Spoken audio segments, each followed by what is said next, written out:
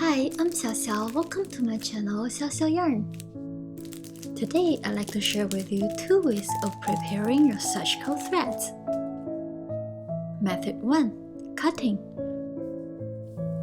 Remove the label, then find the knot. From there, you can easily spread the skein without tangling the thread. Then cut through the loop at the knot. Put the label back through one of the ends.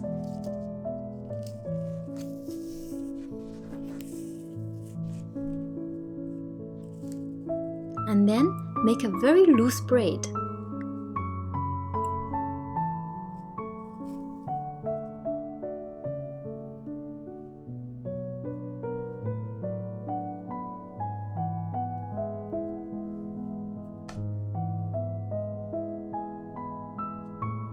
Tie it with your scrap thread. To use, pull the thread from the looped side one at a time. And guess what? You can always find the color number from the saved label. Method 2. Carding.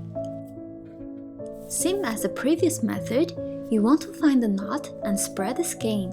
Keep the label for later. This time, you want to cut the tight knot only, without touching any other thread. I have these cards made from my favorite cookie box. I'll post the pattern on my social media. Borrow 2 hands from someone in your house and wind the thread. By the way, if you like my video, please consider subscribing to my channel. If people are too busy, you can also use 2 small glasses.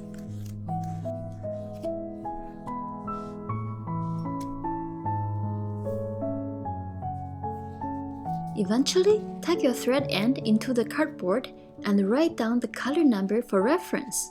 I prefer cutting the thread when it comes with gradient color. In this way, the gradient continues. Hope this helps. Don't forget to subscribe and like. If you want me to make a video on some specific topics, leave me a comment. Happy stitching! See you soon!